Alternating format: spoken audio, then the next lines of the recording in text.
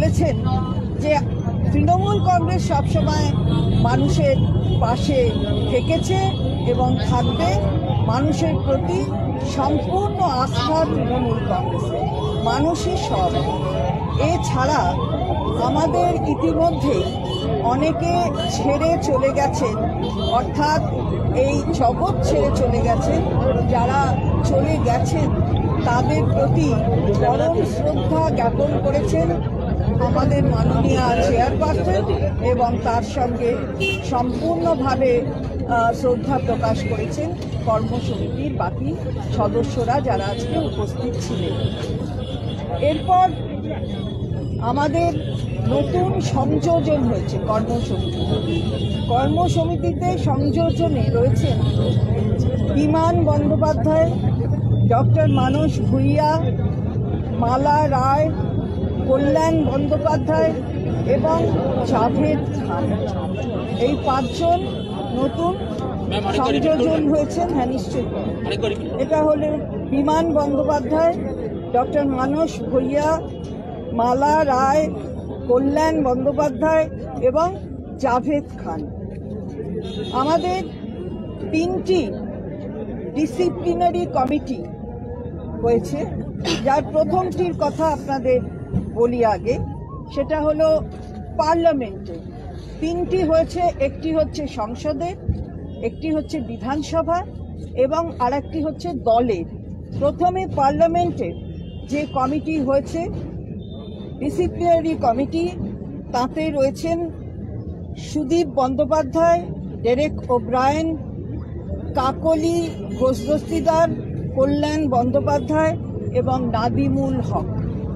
এই 5 জন রয়েছেন এবং খুব গুরুত্বপূর্ণভাবে বলা হয়েছে 3টির ক্ষেত্রেই যে 3টি এই যে আমাদের এই কমিটিগুলো তৈরি হয়েছে, 3টির ক্ষেত্রেই খুব জোরদারভাবে বলা হয়েছে যে কোনো শো কজ নোটিশ যদি কোনো পার্টি বিরোধী কাজের জন্য দেওয়া হয় কোনো সদস্য অথবা সদস্যকে, তাহলে তার উত্তর তাকে দিতে হবে এবং পরপর 3টি যদি এরকম শো কজ নোটিশ যায় তাহলে সেই সদস্য অথবা সদস্যা সাসপেন্ডেড হবে। অর্থাৎ এটা আমি পার্লামেন্ট বললাম, কিন্তু এই নিয়ম সকলের ক্ষেত্রেই আছে। এরপর আমি বলছি পার্টি অর্থাৎ দলীয় স্তরে যারা এই ডিসিপ্লিনারি কমিটিতে আছেন তারা হলেন সুব্রত বক্সী, অরূপ বিশ্বাস, ফিরাদ হাকিম, সুজিত বোস, চন্দ্রিমা ভট্টাচার্য। এই 5 জন এই পার্টির ডিসিপ্লিনারি যে কমিটি তাতে রয়েছেন। এবং যেটা অ্যাসেম্বলির কমিটি অর্থাৎ বিধানসভার ডিসিপ্লিনারি কমিটি, তাতে রয়েছেন শোভনদেব চট্টোপাধ্যায়, নির্মল ঘোষ, দেবাশিস কুমার, অরূপ বিশ্বাস, ফিরাদ হাকিম, চন্দ্রিমা ভট্টাচার্য।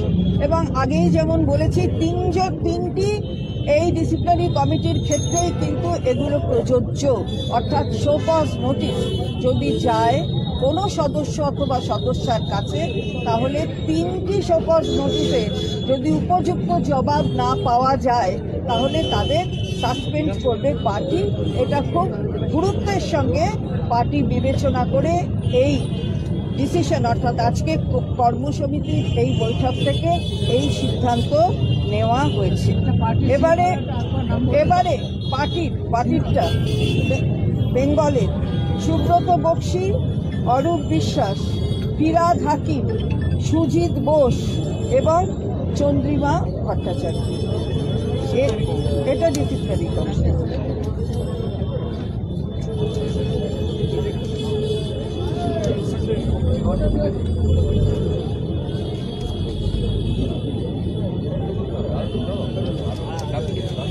এবারে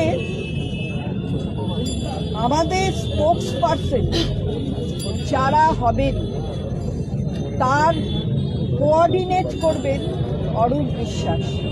স্পোক্স পার্সন আমি বলে দিচ্ছি, এটা কিন্তু স্পোক্স পার্সন এবং চ্যানেলে যাওয়ার জন্য যে লিস্ট হবে সেগুলো পরবর্তীতে আপনাদের কাছে জানিয়ে দেওয়া হবে। দিল্লির ক্ষেত্রে পার্টির সম্পর্কে বলবেন অভিষেক বন্দ্যোপাধ্যায়, ডেরেক ওব্রায়েন, কাকলি ঘোষ-দস্তিদার, কীর্তি আজাদ, সুস্মিতা দেব, সাগরিকা ঘোষ। এটা দিল্লির যেটা বলা হলো সেটা পার্টির সম্পর্কে যেটা বলবেন, যেমন আমরা আগে একটা বাংলার ক্ষেত্রেও বললাম, ঠিক তেমনি দিল্লির ক্ষেত্রেও পার্টির হয়ে যারা বলবেন তাদের নাম বললাম। অভিষেক বন্দ্যোপাধ্যায়, ডেরেক ওব্রায়েন, কাকলি ঘোষ-দস্তিদার, কীর্তি আজাদ, সুস্মিতা দেব, সাগরিকা ঘোষ। এবারে এখানে স্পোক্স পার্সন যেটা আমরা বলছিলাম, স্পেসিফিক করে দেওয়া হয়েছে যে কারা কি সম্পর্কে বলবে স্পোক্স পার্সন হিসাবে। যেমন যদি অর্থনৈতিক কিছু হয় অর্থাৎ ফিনান্স সম্পর্কে, সেটা বলবেন ডক্টর অমিত মিত্র, চন্দ্রিমা ভট্টাচার্য। যদি শিল্পের অর্থাৎ ইন্ডাস্ট্রির ক্ষেত্রে হয় তাহলে বলবেন ডক্টর শশী পাজা, পার্থ ভৌমিক।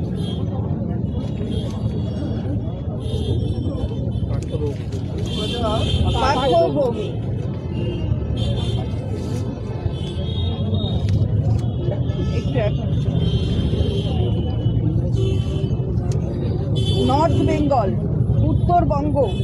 উত্তরবঙ্গের জন্য বলবেন গৌতম দেব, উদয়ন গুহ, প্রকাশ চিক বারিক। ঝাড়গ্রামের ক্ষেত্রে বলবেন বীরবাহা হাসদা। গৌতম দেব, উদয়ন গুহ, প্রকাশ চিক বারিক। ঝাড়গ্রামের ক্ষেত্রে বলবেন বীরবাহা হাসদা। চা বাগানের ক্ষেত্রে বলবেন মলয় ঘটক। এবং বাংলার অ্যাসেম্বলির ক্ষেত্রেও এই বেশি যে কথাগুলো প্রসঙ্গগুলো উঠবে তাই নিয়ে বলবেন শোভনদেব চট্টোপাধ্যায়, চন্দ্রিমা ভট্টাচার্য, ডক্টর মানস ভূঁইয়া, মলয় ঘটক, ডক্টর শশী পাজা, কুণাল ঘোষ, সুমন কাঞ্জিলাল। এরা বলবেন অ্যাসেম্বলি সংক্রান্ত বিষয় যদি কোনো প্রশ্ন ওঠে বাংলার, সেগুলো এরা বলবে। আমি আবারও শোভনদেব চট্টোপাধ্যায়, চন্দ্রিমা ভট্টাচার্য, ডক্টর মানস ভূঁইয়া, মলয় ঘটক, ডক্টর শশী পাজা, কুণাল ঘোষ, সুমন কাঞ্জিলাল। আমি আবারও বলছি যে সার্বিকভাবে যে টিভি চ্যানেলে যাওয়ার লিস্টগুলো স্পোক্স পার্সন কারা, সেইভাবে স্পোক্স পার্সন নয় এই প্যানেল, সেগুলো আপনাদের কাছে পরে লিস্ট পাবলিশ করে আপনাদের যথাযথ সময় জানিয়ে দেওয়া হবে, এটাই বৈঠকে সিদ্ধান্ত হয়েছে। এবার আমাদের খুব গুরুত্বপূর্ণ কিছু কর্মসূচি আমাদের মাননীয় চেয়ারপারসন দিয়েছেন। এটা হচ্ছে জেলায় জেলায় তৃণমূল কংগ্রেসের ইতিহাস, সেই ইতিহাস নিয়ে কিন্তু আমাদের কর্মীদের আরও অবহিত করতে হবে। তারা সেই ইতিহাস জানবেন এবং মানুষের কাছে পৌঁছবেন। তৃণমূল কংগ্রেসের ইতিহাস এটা এমনি হঠাৎ ৯৮ সালে তৈরি হয়েছে তা নয়। তৃণমূল কংগ্রেস নেত্রী সারা জীবন দিয়ে তিনি যে ইতিহাসটা তৈরি করেছেন, সেই ইতিহাসের প্রতিফলন হয়েছে ৯৮ সালে নতুন একটা দল গঠন করে। এবং তারপর এই ইতিহাসটা জানতে হবে। অনেকে নবীন প্রজন্মের যারা রয়েছেন তারা হয়তো সেই ইতিহাসটা অনেক সময় তাদের গোচরে থাকে না, তো সেইগুলো যাতে আরও বেশি তাদের কাছে পৌঁছে দেওয়া যায়, তাদের মাধ্যমে এবং অন্যদের সকলে যারা অভিজ্ঞ তাদেরও মাধ্যমে মানুষের কাছে পৌঁছয়, সেদিকে জেলায় নজর রাখতে বলা হয়েছে। এবারে মহিলাদের প্রতি যে নির্যাতনের জন্য আপনারা জানেন যে বিধানসভায় অপরাজিতা বিল, সেই বিলটি পাশ হয়েছে, কিন্তু এখনো সেটা আইনের পূর্ণ আকার ধারণ করেনি। আমরা তীব্রভাবে চাইছি যে এই আইনটা তৈরি হয়ে আইনটা বলবৎ হোক, কারণ এটা হচ্ছে মহিলাদের সুরক্ষার জন্য এই আইনটা অত্যন্ত প্রয়োজন, যে কারণে বাংলার বিধানসভা থেকে এটা পাস হয়েছিল। এর জন্য তৃণমূল মহিলা কংগ্রেস তারা ৩০ তারিখ অর্থাৎ ৩০শে নভেম্বর বেলা ২টো থেকে ৪টে ব্লকে অপরাজিতা বিলের এই আইনের তাকে পরিণত করার জন্য তারা মিছিল করবে। ৩০শে নভেম্বর তারা মিছিল করবে 2টো থেকে 4টে এবং তারপরের দিনও 1 ডিসেম্বর তারা জায়গায় জায়গায় ওই 2টো থেকে 4টেই এই জায়গাগুলোতেই যেখানে মিছিল হয়েছে তাদের জেলার অন্যত্র ব্লকগুলো অন্য ব্লকের অন্য জায়গায় সব ব্লকেতে তারা ধর্ণা করবেন, মিটিং করবেন, 2টো থেকে 4টে ধর্ণা, তার মধ্যে দিয়েই তাদের বক্তব্য রাখবেন। এবং সবচেয়ে বড় কথা হচ্ছে মাননীয় রাষ্ট্রপতি তার কাছে 10ই ডিসেম্বরের পর একটি সময় চাওয়া হবে, একদিনের সময়, যে সময়ে একটি ডেলিগেশন যাবে, একটা 15 জনের মহিলা ডেলিগেশন যাবে মাননীয় রাষ্ট্রপতির কাছে, যার মধ্যে 5 জন মহিলা এমএলএ মিনিস্টার থাকবেন এবং 10 জন মহিলা এমপি থাকবেন।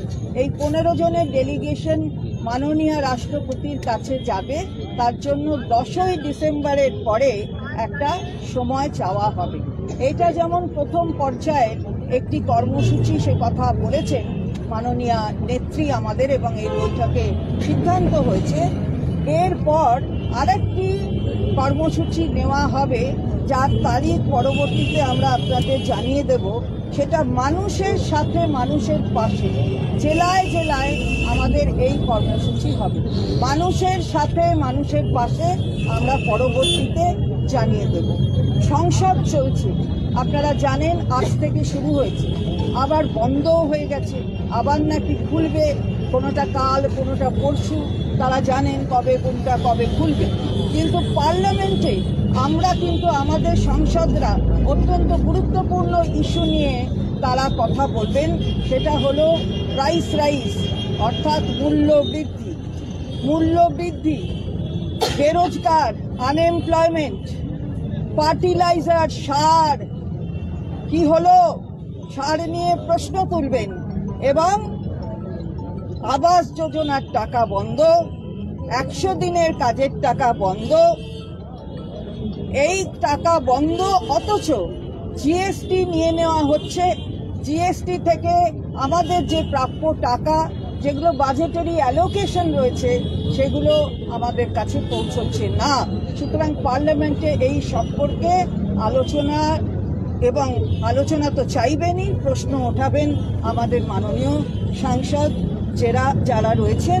এবং সবচেয়ে গুরুত্বপূর্ণ হচ্ছে নর্থ ইস্ট, উত্তর পূর্ব নিয়ে। আজকে দেখছেন যে মণিপুরের ঘটনা নিয়ে চারিদিকে পুরো উত্তর পূর্ব ভারতবর্ষে একটা ডামাডোল চলছে। সুতরাং সেখানে তারাও অ্যাফেক্টেড হচ্ছেন, ফলে সেখানে সেই বিষয় নিয়েও আমাদের সংসদে আলোচনা চাইবেন আমাদের মাননীয় সাংসদরা। এবং একেবারে কোয়েশ্চেন যে আওয়ারগুলো একদম রাউন্ড দ্য আওয়ার সেগুলো থাকে, সেই দিকে আমাদের সাংসদরা নজর রাখবেন। অর্থাৎ সবসময় দেখা যায় হঠাৎ হইচইয়ের মধ্যে হয়তো বন্ধ হয়ে গেল, আমাদের সাংসদরা বলবেন যে কোয়েশ্চেন আওয়ারটা সম্পূর্ণ তো চলুক, তাহলে আমাদের যে প্রশ্ন সেটা সংসদে রাখার যে জায়গাটা তৈরি করার প্রয়োজন, সেটা আমাদের সাংসদরা করবেন।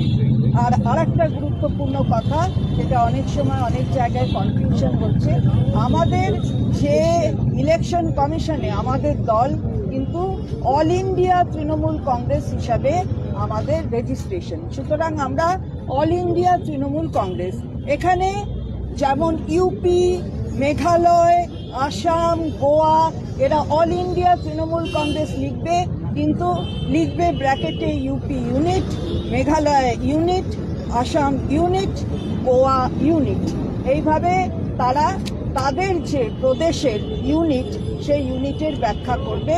অল ইন্ডিয়া তৃণমূল কংগ্রেস আমাদের যেটা রেজিস্টার্ড দল, মাথার ওপর অল ইন্ডিয়া তৃণমূল কংগ্রেস থাকবে। এটাই আজকে আমাদের সিদ্ধান্ত হয়েছে, সর্বসম্মত সিদ্ধান্ত। এবং সবাই আজকে আমরা আপনাদেরও ধন্যবাদ জানাই যে আপনারাও বহুক্ষণ ধরে এখানে অপেক্ষা করছেন।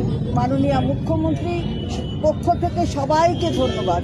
মাননীয় মুখ্যমন্ত্রী সবার জন্য ছিলেন, আছেন এবং থাকবেন, এটা বাংলার মানুষ আবার বুঝিয়ে দিয়েছে। রদবদলের একটা প্রস্তাব নিয়ে আলোচনার ব্যাপার ছিল, এটা ন্যাশনাল ওয়ার্কিং কমিটির একটা বৈঠক, সুতরাং এখানে তো আর রদবদল নিয়ে কিছু হবে না। সেটা যদি যখন কোথাও হওয়ার হয় সেটা পার্টি দেখবে। Did any discussions on Congress party? Karan, we've seen the results in Maharashtra where the Congress was a weak link. This was a meeting of the National Working Committee of All India Trinamool Congress. So there is no question of having any discussion regarding Maharashtra where No. Will the TMC participate in the India Alliance inside the parliament? no one has said that we are not participating. We are there. The all-party meeting TMC did not attend. Today That the the meeting parliamentary committee has the entire power to decide where they will attend, where they will not. Will the TMC raise the Adani issue? Why are you so eager to know about what? Because Parliament session is very important. I have already told what are the issues which will be raised by our parliamentarians. I have already spoken about it. The Adani issue. Whatever will be done will be decided by the parliament. এগুলো নিয়ে আলোচনা হয়নি, এগুলো কোনো ব্যাপার না।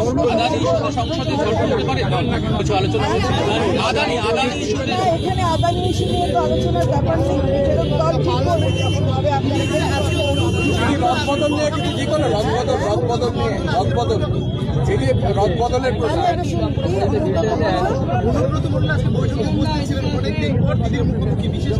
না, মুখোমুখি আলাদা করে অনুব্রত মণ্ডলের কোনো মুখোমুখি বার্তা দেওয়ার কোনো প্রসঙ্গই নেই।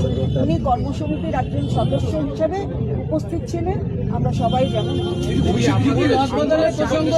নিশ্চিতভাবে অভিষেক বন্দ্যোপাধ্যায় এবং অন্যান্য কর্মসমিতির যারা সদস্য ছিলেন, এই সিদ্ধান্তগুলো নেওয়া হয়েছে সবার মতামত নিয়েই তো নেওয়া হয়েছে। রদবদল নিয়ে কর্মসমিতির কোনো সিদ্ধান্তের প্রশ্ন নেই। দিদি, অভিষেক বন্দ্যোপাধ্যায় আপনাদের সাংসদ সুকেন্দ্র শেখর দেখা হয়েছিল? সুকেন্দ্র শেখর রায়কে ডাকা হয়েছে কি ডাকা হয়নি সেটা আগেই আপনারা জেনে গেছেন।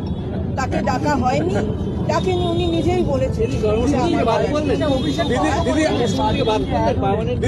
সেটা আপনারা যখন লিস্ট পাবেন তখন দেখতে পাবেন। দিদি, অভিষেক বন্দ্যোপাধ্যায়কে বললেন যে দিল্লির বিষয়ে উনি বলবেন, এটা কি স্পেসিফিক করে দেওয়া হলো না অন্যান্য বিষয়ে উনি বলতে পারবেন? না, বলবেন। দেখুন, নেতা যারা রয়েছেন তারা নিশ্চয়ই অন্যান্য বিষয়ে, যারা অভিজ্ঞ, যারা নেতৃস্থানীয়, তারা বলবেন। কিন্তু যে জায়গাগুলো বলবে সেটা বলে দেওয়া হয়েছে।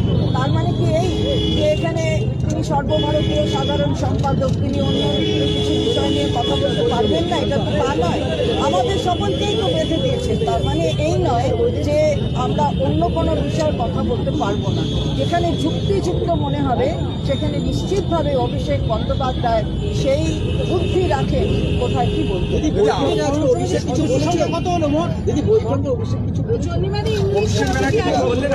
এই তো এই সমস্যাটা নিয়ে এবং অভিষেক বন্দ্যোপাধ্যায় অপরাজিতা বিল নিয়ে তিনি এই প্রসঙ্গ খুব দৃঢ়তার সাথে উঠিয়েছেন।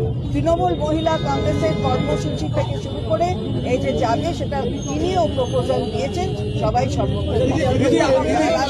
দিদি, ইন্ডিয়ার মিটিং এ আজকে তৃণমূল অ্যাবসেন্ট ছিল, আগামী দিনে কি ইন্ডিয়ার মিটিং এ তৃণমূল থাকবে? আপনি দেখুন না কি হচ্ছে। আপনি ইন্ডিয়া নিয়ে এত ব্যস্ত হচ্ছেন কেন? এটা ন্যাশনাল ওয়ার্কিং কমিটি ওয়াকআউট বিল নিয়ে এখানে আলোচনার তো প্রশ্ন নেই। এখানে কি আলোচনা হবে? যা স্ট্যান্ড নেবে সেটা আপনারা দেখবেন। জাতীয় কর্মসমিতির সদস্য তাহলে জাতীয় কমিটি 27 জন, 22 ছিল, 27 সম্ভবত 27। দিদি, এই সবাইকে সব রকম বেঁধে দেওয়া হলো কেন? মানে এটা বেঁধে দেওয়া নয়, এটা যেটা বলতে পারবে ভালো করে সেটা তাকে সেই কাজটা করতে দেওয়ার একটা ক্ষেত্র দেওয়া। কোনো ব্যাপার নেই। অবশ্যই অভিষেক বন্দ্যোপাধ্যায় ঢুকবেন না এটা কি করে মনে করবেন? দিদি, সাংগঠনিক বিষয়ে অভিষেক কিছু বলেছে? এই সাংগঠনিক কোনো আলোচনা তো হয়নি। যা হয়েছে তার নির্যাস। এখানে ইংলিশটা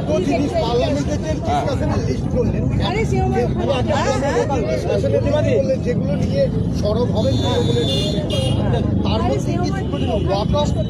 আদানি, এই দুটো কি সেগুলো তো ওরা তো বিল আনবে বলেছে, তো বিল আনলে যা করবার সেটা করবে, আপনারা দেখতে থাকুন না। একদিনেই সব শেষ করে দিলে পরে তো আর শুনতে পারবেন না। নির্বাচনে ছড়া যদি হেরে যাওয়ার পর আজকে সকল ব্যক্তি সিনেমা দিদি হেরে যাওয়ার পর সিনেমা দেখতে গেছে। আজকে এমএলএরা আজকে বিজেপি এমএলএরা আজকে সাউথ সিটি সেন্টারের সিনেমা দেখতে গেছে। দেখুন, 6টা জায়গায় হেরে গেছেন এমএলএরা। দুঃখে যখন দুঃখ হয় তখন আবার একটু তার রিফ্রেশ হতে হয়তো সিনেমা দেখতে গেছেন, আমি জানি না। সিনেমা দেখতেই পারেন, সেটা এমএলএরা দেখতে চেয়েছেন, দেখতেই পারেন, আমি জানি না কোন কারণে গেছেন, কিন্তু ঘটনা হলো 6-0 হয়েছে। রাজভবনের সামনে বসার কথা ছিল রাজ্যপালের কাছেও, মাননীয় রাজ্যপালের কাছেও একটি মানে তার সময় চেয়েও একটি চিঠি দেওয়া হবে। যেমন মাননীয় রাষ্ট্রপতির সময় চাওয়া হবে, তেমনি মাননীয় রাজ্যপালের কাছেও সময় চাওয়া হবে।